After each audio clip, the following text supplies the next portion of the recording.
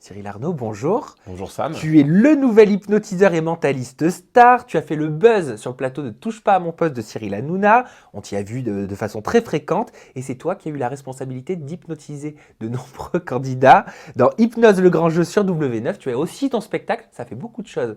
Ça s'appelle Expérience hypnotique, c'est ça? Tout à fait. Je me trompe pas? Non, c'est bien expérience Voilà, hypnotique. donc si vous voulez à la maison tout savoir sur cet art qu'est l'hypnose et sur Cyril Arnaud et sur son spectacle et sur ses projets, surtout vous restez avec nous, ça se passe juste après le jingle.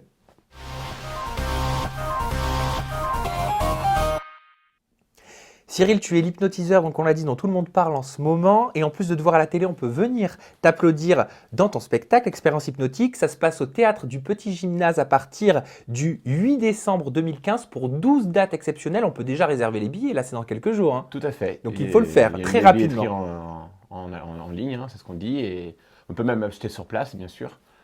Et pour que l'on comprenne bien, moi j'aimerais déjà qu'on puisse resituer qu'est-ce que c'est que l'hypnose. Parce que tout le monde ne sait pas forcément. On a cette image de l'hypnose, une image commune, mais en quoi ça consiste exactement D'accord. l'hypnose? En fait, c'est très simple. L'hypnose, c'est un état modifié de conscience. C'est-à-dire qu'en fait, on a tous un conscient, un inconscient et un subconscient.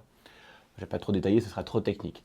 Ce qui est important de savoir, c'est qu'en fait, un état modifié de conscience nous permet de faire basculer le conscient à un niveau beaucoup plus bas. Là, le conscient, c'est qu'on est ici et maintenant en train de se parler. Comme dans un rêve, quelque part. Oui, c'est un peu la sensation qu'on va avoir. Donc en fait, le conscient, c'est le ici et maintenant, on est en train de se parler, en train de poser des questions, des réponses. L'inconscient, lui, est là pour plutôt être sur nos émotions, sur nos perceptions. Tandis que le subconscient, c'est ce qui nous fait respirer, ce qui nous fait tenir assis, droit, voilà. Donc en fait, en état modifié de conscience, on fait basculer l'inconscient sur le conscient, ce qui nous permet justement de percevoir autrement, d'avoir des émotions un petit peu différentes. On joue un petit peu avec ça. Alors on a l'idée du rêve, mais on a également l'idée plus simple de la journée, quand on marche ou lorsqu'on conduit aussi. On va avoir à un moment donné une pensée pour quelqu'un ou pour une action que l'on doit faire ou qu'on a déjà fait, Oui, qui vient toute et seule. qui vient toute seule. Et là, d'un seul coup, on va se laisser voir quelque chose d'autre. On va ressentir, on va entendre des sons, et alors qu'on est en train de conduire. Et quand on arrive à destination, on n'a pas eu le chemin.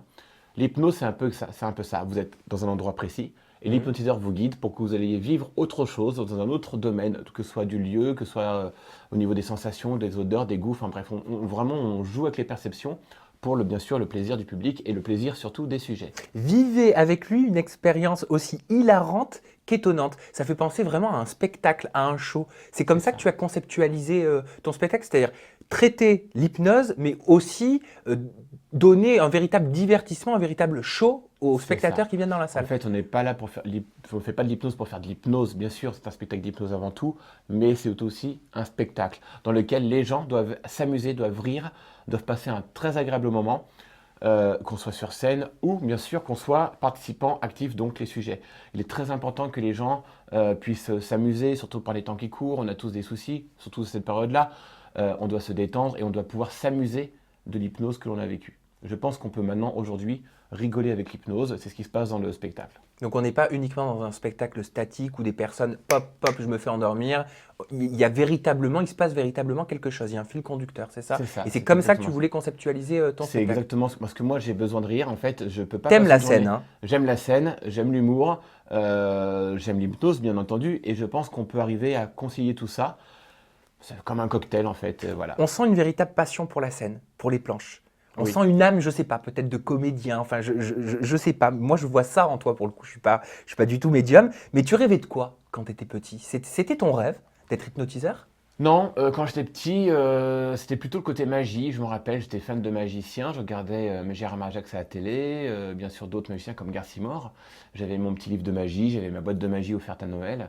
J'ai rencontré quelques magiciens, des amateurs, des professionnels pendant mon parcours de vie. Et puis, je me suis dit pourquoi pas moi. Donc j'ai commencé, bien sûr à titre ludique, je commençais à acheter mes propres numéros dans les magasins spécialisés.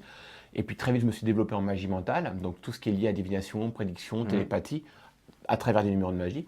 Puis après, le mentalisme, où là, c'est une autre discipline, où on Ou apprend la c'est différent? psychologie, voilà, c'est la psychologie, le développement personnel, la PNL, la programmation neurolinguistique, l'hypnose, bien entendu. Et là, quand j'ai eu l'hypnose, ça a fait tilt. Et voilà, je me suis approprié le spectacle que j'aimais, l'hypnose. J'ai mélangé un petit peu tout ça. Au début, il y avait beaucoup de magie mentale. Après, finalement, l'hypnose a repris le dessus grâce à des émissions qui sont arrivées pour me chercher. Et puis j'ai pris vraiment goût et aujourd'hui, voilà, c'est très, très agréable de pouvoir vivre une relation, un lien, une connexion, j'ai plutôt envie de dire, avec les gens qui montent sur scène. On est là, on n'a rien, pas d'accessoires et on vit un rêve. C'est quoi la différence entre toi et un mesmer qui est déjà très installé dans le monde de l'hypnose? Si je viens voir ton spectacle, par exemple, qu'est-ce qui va différencier ton spectacle de celui de Mesmer? Alors, tout. Mesmer, c'est un spectacle à grande échelle. Ce sont des moyens très importants, lumière, décor, du personnel, une équipe. C'est une hypnose très qui suit vraiment un protocole. C'est-à-dire qu'en fait, ça peut être, pour moi, c'est une référence. C'est-à-dire qu'en fait, quelqu'un qui aujourd'hui voudrait avoir un guide pour l'hypnose, il peut tout à fait prendre quelqu'un comme Mesmer. C'est vraiment l'hypnose au sens large du terme, très classique. Après, il choisit ses effets plutôt que d'autres. Ça lui appartient, c'est son spectacle. Moi, dans mon spectacle, ça va être beaucoup plus intime. On va avoir forcément moins de monde, donc moins de monde dans la salle, donc moins de monde sur scène. En revanche, on va pouvoir aller beaucoup plus loin dans les effets. On va faire vivre une véritable expérience à chaque sujet. Et il se passe quelque chose, en fait, du début du spectacle jusqu'à la fin. Et on peut vraiment s'identifier aux gens qui sont sur scène. On sait qui ils sont. Et je crois que tu essaies vraiment de faire un maximum de mise en pratique sur un maximum de personnes venues. C'est ça? Alors, je ne suis pas sur la quantité, je suis plutôt sur la, je ne vais pas dire la qualité, ce serait prétentieux, mais plutôt sur l'optimisation des effets que l'on peut faire. Je ne veux pas trop vendre les effets du spectacle parce que c'est beaucoup d'effets de surprise. Mais voilà, en fait, les gens qui vont venir à mon spectacle, je pense qu'ils vont plutôt venir chercher du rire, de la complicité et de l'interactivité. C'est un véritable univers. Et est-ce que c'est un don, l'hypnose? Ou est-ce que ça s'apprend? Moi, est-ce que je peux demain devenir hypnotiseur si j'en ai Alors, envie? je ne suis pas trop d'accord avec le mot don. J'estime qu'on est tous pareils, on est tous nés avec nos capacités, nos compétences, plutôt des prédispositions, comme vous qui pouvez interviewer. Moi, je ne pourrais peut-être pas le faire, je ne pourrais pas trouver les mots. Un musicien qui, lui, va trouver la dextérité, l'oreille musicale. Maintenant, c'est sûr que tant qu'on ne va pas aller s'acheter une guitare, on ne pourra jamais en faire. Voilà. Après, on va tous avoir des prédispositions qui font que on aura des facilités, on va avoir une acuité beaucoup plus accrue, on va avoir je sais pas, un développement qui va être inné. J'ai eu des moments assez durs dans l'apprentissage de l'hypnose parce que quand on apprend chaque chose, des fois on a l'impression de stagner, après on a l'impression de redescendre, après on remonte. Mais c'est lorsqu'on ne lâche jamais, malgré les obstacles, qui fait qu'on sent qu'on est fait pour ça et qu'on veut. Après, il se peut que dans 10 ans, 15 ans, je ne sais pas, peut-être que je ferai tout autre chose, mais pour l'instant, c'est l'hypnose et j'essaie de m'y investir au maximum. Pour l'instant, c'est l'hypnose. Et ceux qui t'ont vraiment trouvé, je ne sais pas s'ils sont venus te chercher, tu vas nous l'expliquer, c'est W9 qui t'a consacré un prime. Et je sais qu'il y a plusieurs primes qui ont été enregistrés. Ça s'appelle Hypnose, le grand jeu. Ça a été diffusé au mois d'octobre, hein. Tout à fait, le Si- 8 octobre. Voilà, si j'ai bonne Pour la mémoire, première. exactement. Est-ce qu'il n'y avait pas d'autres émissions de prévues? Si, il y en a eu 4 qui ont été tournées. Ah voilà. Donc pour la première saison. Donc à diffusion donc exceptionnelle, donc on ne sait pas à l'avance quand est-ce qu'elles vont être diffusées sur la chaîne. La première était décidée d'être à la rentrée, donc 8 octobre. J'ose imaginer que la deuxième va pas tarder, là, peut-être fin d'année, je ne sais pas, je n'ai aucune information là-dessus. Oui, parce que c'est pas une question d'audience, parce que les audiences pour une première, Oui, le tout programme à fait. n'était pas connu, les audiences n'étaient pas si mauvaises que Oui, ça, oui, elles ils étaient avaient même deux très gros honorables. programmes en phase 2. Je sais ils étaient très contents des résultats. Maintenant, c'est justement plus une question de diffusion. Il y a 4 émissions dans la boîte. Peut-être que on attend aussi de voir pour la saison 2 lorsqu'elle arrivera, pour justement ne pas créer un blanc trop important entre la 1 et la 2. Beaucoup se demandent comment est-ce qu'un hypnotiseur peut hypnotiser autant de personnes sur un plateau télé. Est-ce Alors, que tu peux comprendre le fait que les je personnes comprends. se posent toutes ces questions? Je comprends tout à fait parce qu'en fait, ça a été dit par Stéphane Rothenberg dès le début de l'émission, mais peut-être que comme ça n'a pas été vu, les gens ne l'ont pas compris ou l'ont pas perçu. En fait, l'émission, elle démarre pas comme ça dès le générique. Avant, je suis avec les candidats pendant 2 heures, 2 heures et demie avec eux dans les loges, dans une loge qui est vraiment confinée, qui est vraiment j'ai envie de dire un petit cocon. Là, on les fait vraiment plonger en hypnose profonde, donc je les plonge en hypnose profonde. J'ai mis tout un protocole, un programme qui fait qu'ils vont être bien sûr détendus, parce que beaucoup de projecteurs, des caméras, un public, il y a 300 personnes dans le public. Et il faut que je m'assure qu'ils puissent être aussi réceptifs à l'hypnose pendant toute Parce que tout l'émission. le monde, on le rappelle, c'est important, tout le monde n'est Voilà. pas réceptif à Eux, ils ont l'hypnose. été castés quand même. Sur Oui, 400 oui, oui, candidats, mais on ne peut on pas en a- hypnotiser n'importe qui dans la rue. Non, il y aura forcément une préparation. Donc on a eu quand même 20 candidats pour assurer les 4 émissions. Et dans ces 5 candidats sur la première, donc j'ai passé 2 heures avec eux en hypnose profonde. Et après, bien sûr, avant chaque défi, on les replonge une demi-heure dans une loge. Je suis encore avec eux et à nouveau, on leur donne des suggestions nouvelles en s'assurant que bien sûr, ils vont garder leur euphorie, leur dynamisme. Le tout, c'est un jeu, il ne faut pas l'oublier. Oui, Donc, et ça n'arrive jamais, par exemple, je ne sais pas, mais qu'un sujet sorte de son état d'hypnose pendant le tournage. ça, Comment est-ce qu'on gère ça? ça peut arriver, c'est pas arrivé sur cette émission. De toute façon, c'était en enregistrement, donc j'avais le confort de repasser les voir. Mais non, ils sont tout à fait bien sous hypnose. Même si on les voit conscients, souriants, en train de discuter, c'est fait exprès. Voilà, mais c'est fait depuis le début du tournage, enfin depuis le début de l'émission, je veux dire qu'ils sont sous hypnose, et après, on les Question laisse très guider. bête que je me pose depuis un petit moment, mais peut-être que vous aussi à la maison, vous vous posez la même question.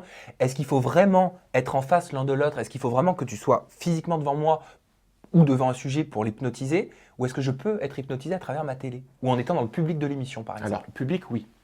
Public, oui, parce que vous êtes présent, vous avez donc à la fois le contact visuel, l'audition, mais vous pouvez aussi, vous vivez un truc. Quand vous regardez un spectacle, à un moment donné, vous rentrez dedans, quoi. La télé, il y a quand même une distance quelque part. C'est-à-dire que la distance, c'est-à-dire que ce qui fait que vous m'entendez, mais moi, je ne peux pas vous entendre. Donc, il n'y a pas cette connexion-là, il n'y a que le visuel. Et encore, je ne vous vois pas, donc c'est Ah, il pareil. n'y a pas d'interaction. Une personne très réceptive peut éventuellement, peut-être, en regardant la télé, à un moment donné, se sentir bercée sur la voix, si elle a le même canal ou des choses comme ça. En revanche, donc, en spectacle, dans le public, oui. Il y a beaucoup de personnes qui rentrent au début du spectacle qui ne sont pas forcément très réceptives, parce qu'on est tous réceptifs, mais à des degrés différents. Mais au fur et à mesure de ce qu'elle voit, de ce qu'elle ressent, de ce qu'elle entend, son inconscient commence à s'ouvrir. Et elle peut tomber en hypnose pendant le spectacle. D'ailleurs, je ne vais pas tout dévoiler, mais il y a aussi quelque chose de prévu avec le public pendant le spectacle. Donc pour le savoir, il faut venir te voir encore une fois à Exactement. partir du 8 décembre. Expérience hypnotique. On ne fait pas de liaison parce qu'il y a un H. Oui, j'ai fait l'erreur en off. Je le dis et je l'assume. On va parler de Touche pas à mon poste. Cyril Hanouna, il t'adore. Ah, bah écoute, C'est tant mieux, hein. devenu un grand copain. Quelle est votre relation? Bah déjà, il a un beau prénom, je trouve. Donc, Oui, vous avez le même, voilà. sauf que tu as un L et un E en plus, je Oui, crois. c'est ça, tout à fait. Non, bah en fait, oui, c'est vrai que le contact est bien passé. Après, les émissions, on en a fait deux, elles ont eu leurs effets. Il y a un Prime qui est en projet, un Prime basé sur le paranormal, avec une très bonne préparation. Donc, je ne sais pas quand est-ce qu'il se fera, mais il va se faire prochainement. Oui, il a été annulé. Tout à fait. Et donc, oui, même avec les chroniqueurs, il y a un très bon contact, il y a un bon feeling. De toute façon, en fait, l'hypnose ne peut pas marcher s'il n'y a pas un rapport de confiance. Donc il y a d'abord une connexion bien sûr, mais il y a aussi un rapport de confiance qui fait que on arrive très vite après à faire basculer la personne dans son état modifié. Voilà. C'est quand même fort ce que tu as fait un Gilles Verdez ou un Mathieu Delormeau. Alors, il y a ceux qui ont été complètement époustouflés, il y a encore une fois ceux qui ont été perplexes et il y a ceux qui ont été dérangés Oui. par cette expérience. Tu Il peux faut comprendre ça? savoir, je peux comprendre parce que beaucoup de personnes essaient de ne voir les choses que d'un côté extérieur. La seule personne qui peut être réellement dérangée, c'est le sujet en lui-même. C'est lui qui vit la chose. Donc l'inconscient, à savoir que si l'inconscient vit quelque chose qui va le déranger, il va se réveiller. Il va sortir de l'hypnose. Comme Est-ce- quand vous faites un rêve, pas forcément un cauchemar, mais un rêve ou un mauvais rêve, avec lequel vous n'êtes pas d'accord, vous allez changer de rêve, vous allez vous réveiller. En hypnose, c'est exactement la même chose. Donc certes, des fois, on voit sur un spectacle des gens qui commencent à avoir chaud, qui peuvent se déshabiller un petit peu, ou des gens qui vont faire peut-être, je sais pas, qui vont conduire une voiture sur une chaise. On peut dire, ouais, c'est totalement ridicule. En tout cas, la personne, elle vit vraiment ce qu'elle a envie de vivre, et c'est parce qu'elle a envie de le vivre qu'elle le vit excellemment. Celui qui a réagi à ce buzz, c'est Didier Laporte, le journaliste. Il t'a qualifié, toi, Cyril et Cyril Hanouna, de marionnettistes démoniaques. Vous lui répondez quoi? Tu lui réponds quoi? Bah, marionnette, je ne pense pas que les chroniqueurs étaient des marionnettes, puisque, encore une Démoniaque, c'est fois, fort quand voilà, même, hein. démoniaque, c'est encore plus fort. Maintenant, il est libre de penser et d'écrire ce qu'il veut.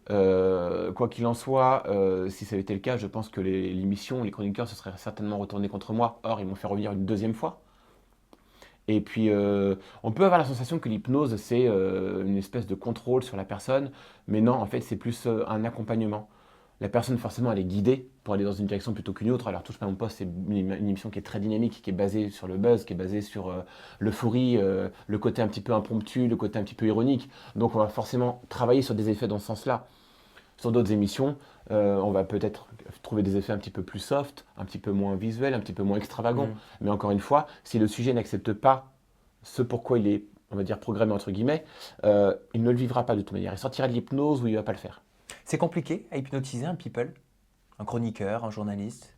Non, en général, enfin moi j'ai pas eu de difficulté Parce qu'en qu'ils fait, connaissent, ils connaissent cet aspect spectacle, cet aspect oui, show. Donc je me dis, est-ce qu'il n'y a pas quelque chose qui altère un petit bah, peu il ce est processus? essentiel bien sûr déjà de se présenter à eux, de leur expliquer un petit peu comment ça va se passer, les rassurer, parce que forcément ils ne connaissent pas ce domaine-là, donc ils peuvent être un petit peu inquiets, donc on les rassure, et puis ils voient très vite que c'est du feel good et que ça se passe très bien, et même après quand ils regardent leurs images, ils peuvent bien sûr se dire mais comment j'ai pu faire ça moi, comment j'ai pu vivre un tel, comment j'ai pu avoir cette réaction, à savoir qu'on peut avoir plusieurs réactions différentes en hypnose, on peut avoir les paupières qui vont un petit peu s'agiter, on peut avoir l'impression de déglutir, avoir du mal à déglutir.